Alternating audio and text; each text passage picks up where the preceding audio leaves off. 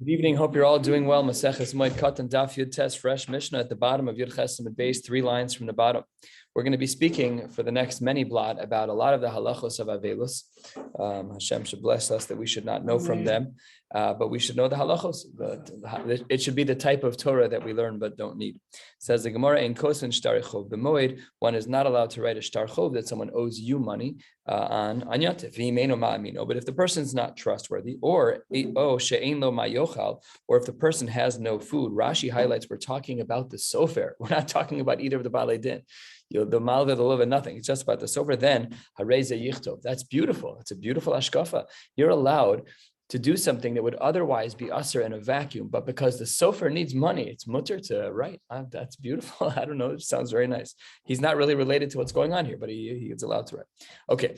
Ein kosven svarim tefillin mezuzos. This is, of course, the acronym of stam. You're not allowed to write sifrei Torah, tefillin, or mezuzos b'chol hamoed. Ve'ein magian os achas afilu b'sefer Ezra. Or Besefer Shebe Azara. There's a machlokes here on what the girsa is. One of the Sefer Shebe Azara was the prototype Sefer Torah that we copied from.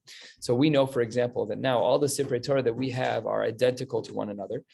I was just somewhere, where was I? When I was in Florida, the Sefer Torah that they had at a Sephardic Ksav looked totally different when I was totally different, but it's all the same words and letters, no difference. How did that happen? Because we have a lot of very strict rules in Safras. So even Os Achas B'Sefer Sheve Azara, even the one that is the prototype, if you find a mistake, you cannot fix it during Chol HaMoed. Rabbi Yehuda disagrees. Rabbi Yehuda Omer, bottom line of Yud Ches Amud Beis, Kosev Adam Tefillin Mezuzos La'atzmo, you're allowed to write them for yourself, says Rashi, about last Rashi on the page, on Yud Ches Amud Beis La'atzmo, L'kayim Zeh HaMitzvah. Aval Tzibor Limkor, the Derech Schirus Hu Chashiv Malacha. That's not allowed. You're not allowed to do that. You can't, it's only for yourself. So if you have no tefillin, then you can make tefillin. You have no mezuzah, then you can make a mezuzah, but you can't make them to be sold. So Turning that sheet that says that you can't even write the Sefer Zara, what happens if the shul only has that one Sefer Torah? That's different. That's different because then that's L'tzorach. Then you're not going to be Yosei Kriyas. You don't have a choice. But here we're talking about things that aren't necessary for the moment. Yeah. It has to be that way because otherwise it doesn't make sense. Yeah, it has to be. Turning to the top of your Testament Aleph, another din in the Mishnah, V'tove al Yerecho Tchelas L'tzitzi. So he is allowed to make thread around his yerech, around his thigh. They used to make it by a stone or by a spindle to make the thread. Normally, the way that we make them, we don't make them. We buy threads. But the way they're normally made is on a spindle and however it's normally made. Here they say it's only al Yerecho. It can only be done with a shinui around your leg. That's what Rashi says. Rashi says at the top, V'tove al Yerecho, on your thigh. You can't make it by putting one of the various threads around each of the fingers. On a spindle, that's not allowed. It has to be a shinui. That's the end of the Mishnah. Tana Rabban and the rabbis have taught us a brisa that will overlap with and extend the number of shitas that we've seen on this topic. Kosev Adam Tefillin Mezuzos La'atzmo, you can make those for yourself. Where you see here an omission of sefer, but tefillin and mezuzos you can write the tova al yerecho tchelas l'tzitzi. So ule acherim betova, and you can do it for others for free as a favor, but not for money. Divrei Reb Meir, divergent from our Mishnah. Continues the Mishnah, the Gemara, 4 lines down. Rabbi Yehuda Omer me'arim, you're allowed to use a loophole. What's the loophole? Umochares shelo, you can sell yours, and then what happens? Well, now I need one, and if you need one, it's a loophole, but it's a mutter loophole. We allow it lechatchila. And then Rabbi Yossi disagrees. Rabbi Yossi Omer, kosev umocher kedarko kedei parnasaso. No problem, you're allowed to do so for your parnasa. Says Rashi, a critical Rashi, 3rd line, dibra masol kedei parnasaso veharvacha below mairi b'misha ein lo mayocha. Pashat that if you have no money, you're allowed to do this. But here, even stam, just to increase, let's say kesher stam, or I don't know, pick a sofer, it doesn't matter. They're allowed to sell things kedarko on Chol HaMoed. There's nothing wrong with that. There's nothing wrong with that at all. Halacha l'maisa, that's the brisa. What do we do? Halacha l'maisa, 6 lines down. Ori le Rav, the Rav Chananel. So Rav taught Rav Chananel. Ve'amri la Rabba bar Chana, the Rav Chananel. Halacha kosev u'mocher kedarko kedei parnasaso, that it seems from the Gemara, very, very clear from the Gemara, that we are allowed to sell things as we regularly would. This is quoted in Shulchan Aruch as well.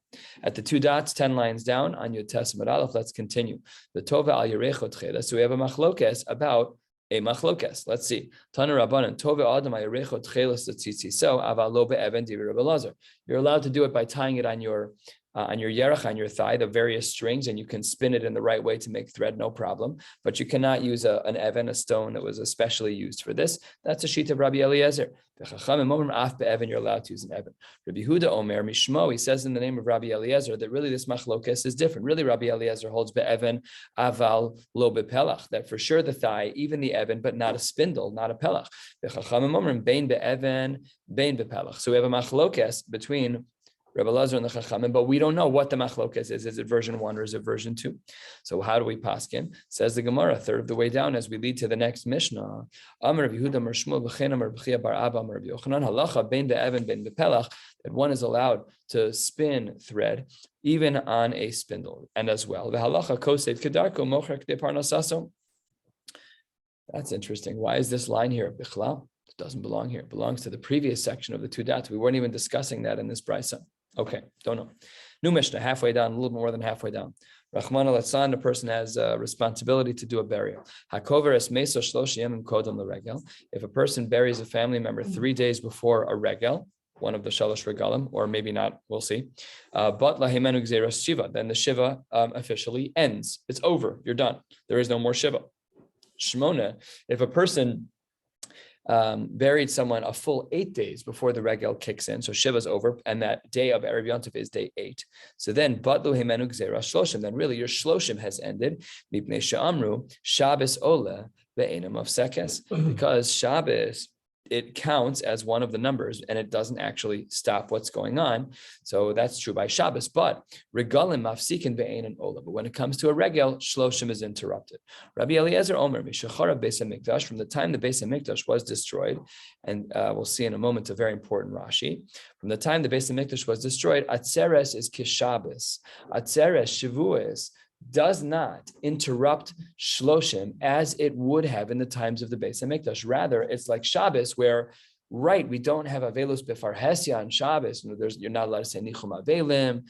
Fine, but he held that after the Beis Hamikdash was destroyed, that that atzeres does not actually interrupt Shiva. Take a look at Rashi. Why is that true? Rashi, 3 lines before the wide lines.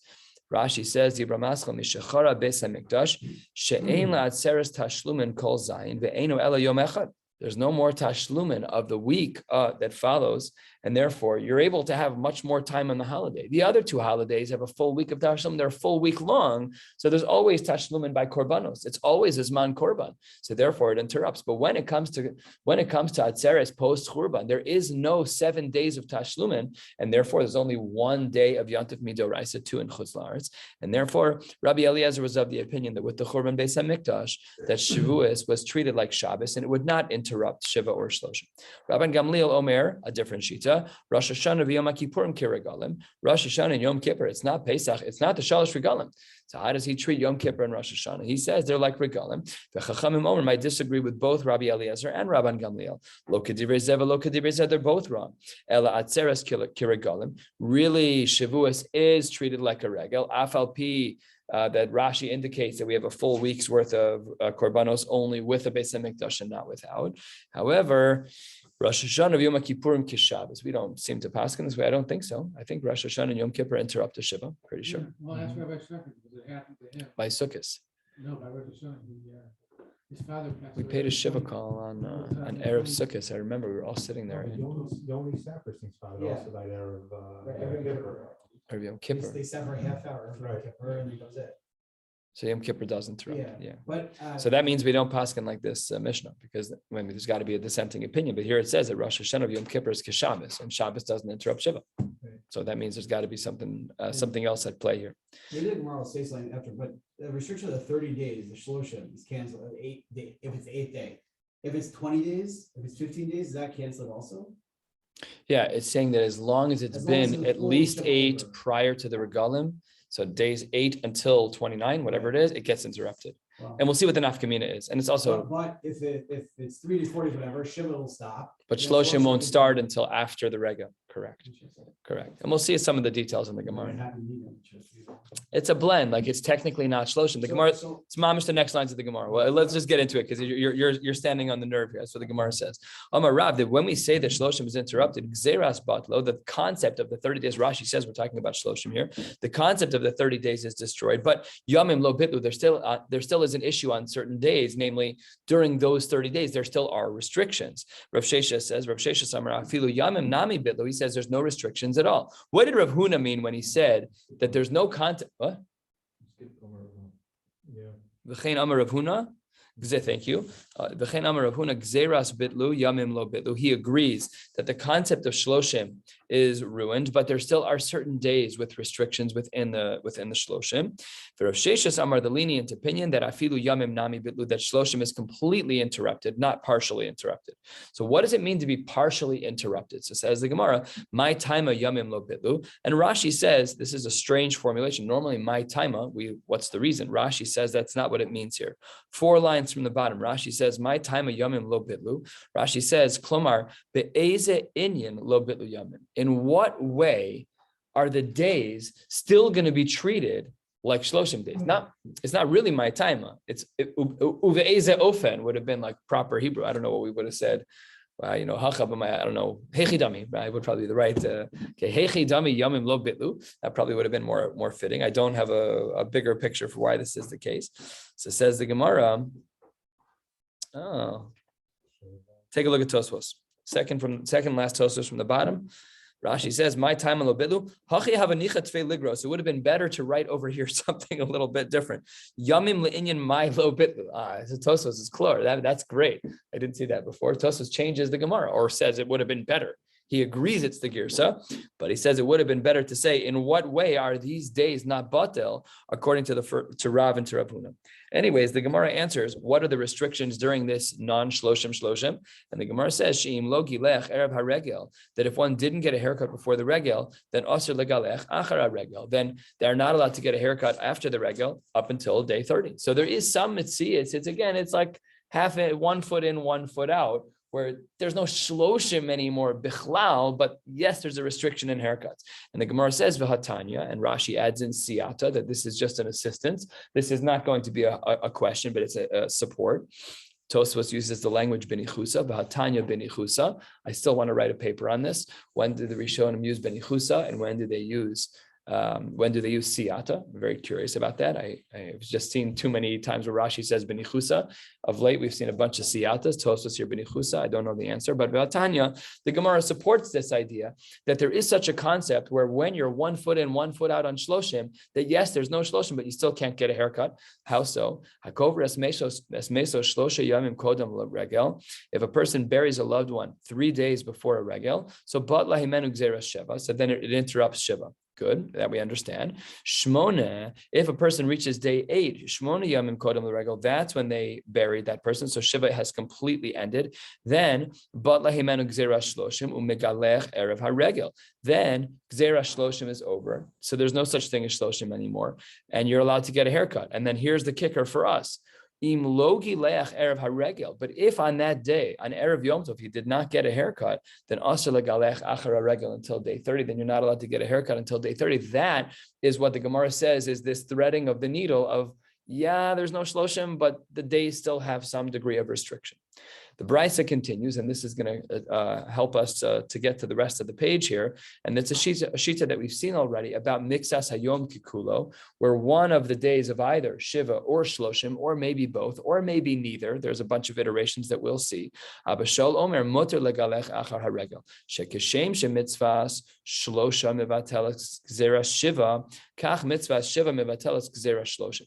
So Abashol has this language that teaches us that you're allowed to get a haircut after the regel, and there's no such thing as that after a regel that interrupted shloshim that you can't get a haircut. The day after Yom Tov ends, you're allowed to get a haircut. And Abishal says something that she shouldn't have said because it doesn't really fit. He wrote kach mitzvas shiva mevateles gzera shloshim, that if someone buried someone 7 days before the regel, then there's no shloshim. Says the Gemara, why did he say 7? Shiva? Ve'anan shmonetman. But our Mishnah said that it was 8 days before. That's what we started with on the bottom of Yud Testament Aleph. So it says the Gemara, why did Abba Shaul say that? Because Abba Shaul was dropping a very, very large hint, which is Kosavar Abashal Mixas Hayom Kekulo. V'yom Shvi Olelo Lekanu Lekan. The seventh day counts both to be the last of Shiva, and as Rashi indicates, to be the first of, hold on one second, and to be the first of the eighth day. So he says, therefore, it's a total cut of the Shloshim. What'd you say? It's like that quasi period where there is nothing, but there's something, or something, but there's nothing. You're talking about Bein Hashmashos? Yeah, like the. Yeah, the Ritva speaks about Bein Hashmashos as having part day, each moment is part day, part night. It's not a suffix. It's not, Bein Hashmashos is not a suffix according to the Ritva. It's a beautiful chakira. Do we look at Bein Hashmashos as I don't know what it is, and therefore it might be day and it might be night? The Ritva says, no, every minute is both day and night. It's not a suffix. The Metzias of that time slot is complex, but it's partial day, partial night. That's why we can't do things that require nighttime during that slot. You say Shema during that time, well, it's partial day, partial night, repeat Shema. So yeah, this is conceptually similar. I mean, obviously not the same halachos, it's conceptually similar, right? So that's what Abba Shaul is coming to teach us, is that he believes in Mixas Hayom Kekulo. A quarter of the way down, the Gemara says, Amar Rav Chizda Amar Ravina Bar Shila halacha ke Abba Shaul, that we paskin like Abba Shaul, that when it comes to that seventh day bleeding into the eighth, that we hold of Mixas Hayom Kekulo. Umodim chachamim la Abba Shaul. Even the chachamim, who in general don't hold of Mixas Hayom Kekulo, they agree to Abba Shaul in the following: Kshechal Shmini Shalo, when the eighth day from burial falls out, Lios b'Shabbos Erev Haregel, where the eighth day from the death, from the burial, falls out on a Saturday when Yontif starts on a Sunday. So then Shemuter legalech be'erev Shabbos, then we chaparayim and covered Shabbos, coupled with Mixas Hayom Kekulo on the seventh day. Then even the Chachamim agree that they can get a haircut at that time. Okay, fine. Kiman Azla, who does the following statement hold like? Kiman Azla had the Amar of Amram Amarav, very early statement in the Amoraim. Avel Kevan Sha'amdu, Menachem in Me'atzlo. Once people get up on the morning of the seventh day of Shiva, Mutter Berchitza, you can go take a shower.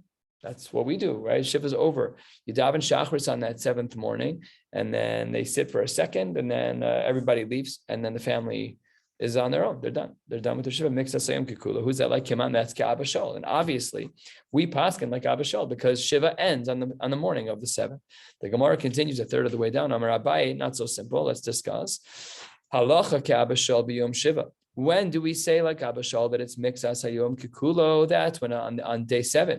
But umodim chachamim la Abba Shaul b'yom shloshim de'amrinan Mixas Hayom Kekulo. And the chachamim agree to Abba Shaul that on the 30th day, that we also use Mixas Hayom Kekulo, that on the morning of the 30th day, you wake up, you daven Shachris, no problem. You can shave, you can get a haircut, you're back to where you were before. Rava disagrees with Abaye. Rava says, no, Amar halacha ke Abba Shaul b'yom shloshim. We paskin like Abba Shaul on the 30th day. Ve'ein halacha ke Abba Shaul b'yom shiva. Total flip, and not the way we paskin. He says that there is no Mixas Hayom Kekulo on day 7. The Nahardoi Amre, in the city of Naharda, the poskim there said, Halacha ke Abba Shaul b'zu u'v'zu. We paskin like Abba Shaul about Mixas Hayom Kekulo, both on the 7th day, that once the morning of the 7th day kicks in, the Shiva's over. And once the morning of Shloshim kicks in, the Shloshim is over. Why? For a principle we've already seen, last short line to Amar Shmuel. Halacha kedivrei hamekil be'avel. We try to be lenient wherever we can. And therefore, we paskin l'kula in both cases, that one is done with Shiva on the morning of day 7 and done with Shloshim on the morning of day 30. Says the Gemara, where did we get this whole idea of 30 from? Where's Shloshim come from? Shloshim, okay, so there's like psychological articles on this. The Jews got it right, 7 days for Shiva and 30 days, it's, phases of mourning, good job. Where's the 30 days come from? So says the Gemara, let's learn it. Let's figure it out. First long line, it's Xer Shava. Yalif Pera Parami Nazir. There's 2 words, one by death and one by Nazir. And let's see what it says. Ksiv Hacha Roshechem Al Tifra Uchsiv Hasam Gadol Pera Se'ar Rosha Malahalan Shloshim Afkan Shloshim. Just like by Nazir, the restriction for cutting hair for a Nazir is 30 days. So too over here, the restriction for an Avel is Shloshim 30 days for cutting your hair.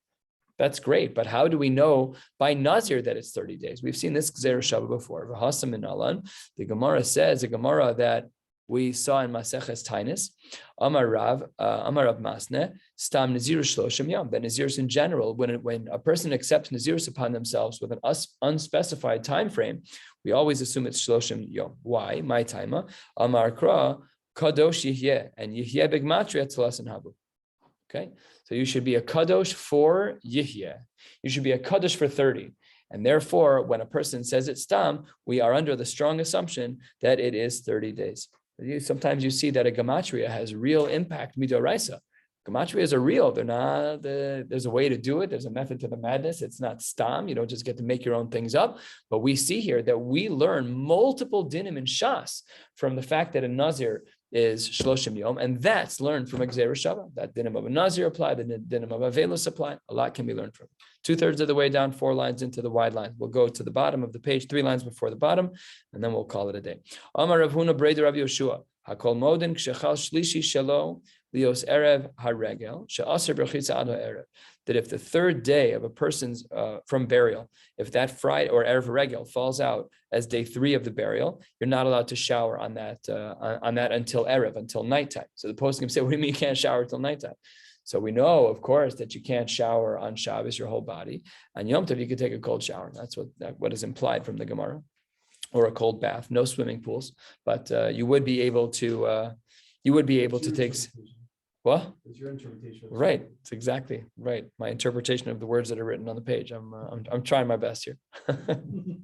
So the Gemara seems to say that on Erev, on Yontif, that one is allowed to take a shower. This is a huge shaila in the poskim about why we are or are not allowed to shower on Yontif. So some of the poskim say that showering every day is really not shava l'chol nefesh, and in order for one of the malachas to be allowed on Shabbos, it has to be shava l'chol nefesh.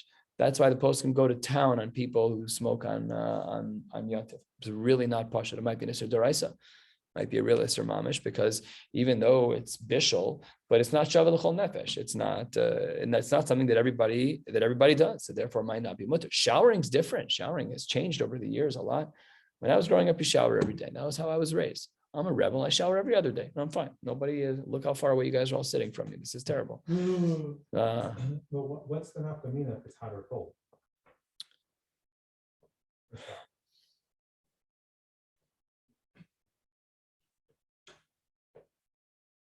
Take a look at Rashi, 2/3 of the way down. He needs 3 full days. The Avel, his first 3 days have to be 3 full days.